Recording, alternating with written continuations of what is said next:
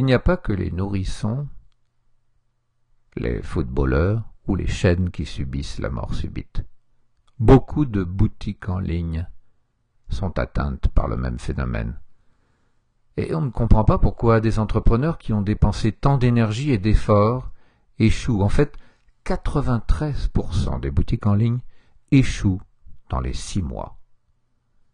D'ailleurs, chaque jour, 60 000 à 300 000 noms de domaines sont abandonnés. Mais d'un autre côté, 33% des nouveaux milliardaires viennent du net. C'est donc qu'il y a des gens qui comprennent quelque chose que les autres n'ont pas compris. D'où vient cet échec? Quels sont les écueils qui attendent la personne qui veut créer une boutique sur Internet? Il faut savoir que le rêve de la plupart des internautes, c'est d'avoir une boutique sur Internet. Et on le comprend. Il y a de nombreux avantages à avoir une boutique. Par exemple, l'argent. L'investissement d'une boutique est de l'ordre de dizaines de milliers d'euros d'une boutique offline, alors que l'investissement pour une boutique sur Internet est de l'ordre de dizaines, peut-être de centaines d'euros maximum. La mise en place d'une boutique offline prend des semaines. La mise en place d'une boutique online prend une journée, quelques heures, quelques journées au maximum.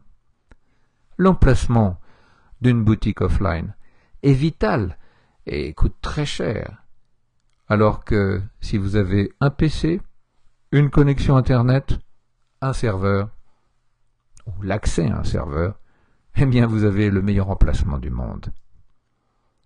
Votre clientèle, si vous avez une boutique offline, est locale, alors que la clientèle Internet, elle est mondiale. Ce sont des centaines, peut-être même des milliards de gens qui sont devant vous. Votre boutique sur Internet sera ouverte 24 heures sur 24 et 365 jours par an, alors que les réglementations et tout simplement la fatigue empêchent d'avoir une boutique ouverte 24 heures sur 24, une boutique offline. La gestion d'une boutique sur Internet est très facile. Ce sont des robots, des automates qui gèrent. C'est le client qui va donner son nom, qui va déclencher la livraison. Tout est automatique. Surtout si vous avez des produits virtuels à livrer. Et puis surtout, une boutique Internet donne une image de dynamisme. Cela flatte notre orgueil, et que ce soit les particuliers ou les entreprises, tout le monde a envie d'avoir une boutique sur Internet pour la montrer à ses amis, à son banquier, à ses voisins, à ses collègues. Et la publicité n'est pas chère. Vous pouvez dépenser quelques dizaines d'euros et faire venir des gens sur votre site, ou même rien du tout, alors que pour une boutique offline, le budget de publicité est très important. Mais attention, il y a 2 pièges qui sont à l'origine de la mort subite de la boutique en ligne. Le premier piège, c'est que lorsqu'on ouvre une boutique, c'est exactement la même chose qu'ouvrir une boutique dans le désert. Il y a l'illusion que si la boutique existe, immédiatement des milliers de gens vont venir la visiter, que Google va s'y intéresser, qu'on va se retrouver dans les moteurs de recherche. Rien n'est plus faux. Vous ouvrez une boutique et personne ne vient. Et vous ne faites aucune vente. Pourquoi? Eh bien parce qu'il faut consacrer beaucoup de temps au référencement. Il faut consacrer beaucoup de temps à la publicité. Et il faut consacrer une certaine somme pour promouvoir votre boutique. Mais ce n'est pas tout. Il y a un phénomène très peu connu qu'on appelle la paralysie décisionnelle et qui est à l'origine d'une perte de vente considérable. En effet, quand on a une boutique, on offre à ses clients un choix. Or, la plupart des gens ont des difficultés à choisir. Alors, regardez par exemple une boutique classique avec 4 livres parmi lesquels il faut choisir. Vous prenez une boutique comme celle-ci, on voit qu'il y a eu 216 téléchargements, mais d'un autre côté, si vous regardez, il y a 90 e-books payants, 55 e-books qui sont gratuits, c'est-à-dire que cette personne a peut-être encaissé le paiement d'une cinquantaine ou d'une centaine d'e-books maximum. Ça n'est pas assez pour vivre de cette activité. Alors, votre visiteur se trouve devant un ensemble de choix et il ne sait pas choisir. Vous allez me dire, ouais, ça c'est impossible. On va le voir, des études et des expériences de psychologie ont montré que plus un client a de choix, moins il achète. Alors prenons une expérience qui a été faite par Shafir et Redlmeyer.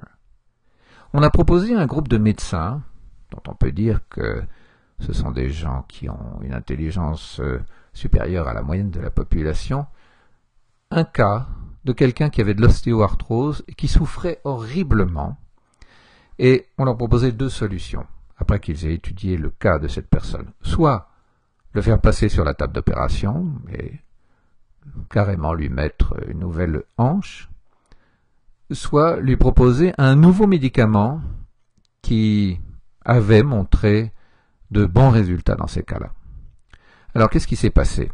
Eh bien, avec ces 2 choix, 53% des médecins ont choisi la table d'opération. C'est-à-dire qu'il y en a 47 qui ont proposé un médicament. D'abord, avant la table d'opération. Il faut bien savoir qu'une table d'opération, c'est quelque chose de grave, on peut y rester. Alors, on a ensuite fait la même expérience, mais en proposant 3 choix. Soit la table d'opération, soit 2 médicaments nouveaux qui donnaient de bons résultats, mais il fallait choisir un des 2 médicaments. Et dans ces cas-là, eh bien, 72% des médecins ont prescrit une opération.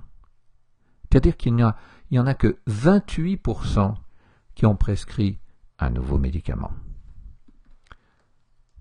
Encore une autre expérience, celle de Yangar, qui a été faite dans un supermarché où on a proposé 24 sortes de jambons régionaux. Avec 24 sortes de jambons régionaux, il y a eu 3% d'achats. Ensuite, on a réduit ce choix à 6 choix. Et on est arrivé à 30% d'achats, soit 10 fois plus. C'est ahurissant. Alors, si on essaie de comprendre, on s'aperçoit que lorsqu'il y a beaucoup de choix, le simple fait de choisir vous oblige à prendre un risque. Ce risque, c'est de regretter son choix. Donc, plus on a de choix, plus on a de regrets possibles. Et on n'a pas envie d'avoir des regrets. Plus de choix, c'est aussi plus de demandes de remboursement. L'expérience a été faite. On sait que le simple fait qu'il y ait eu un choix, la personne se dit « Ah bah tiens, j'ai fait le mauvais choix » et donc demande son remboursement.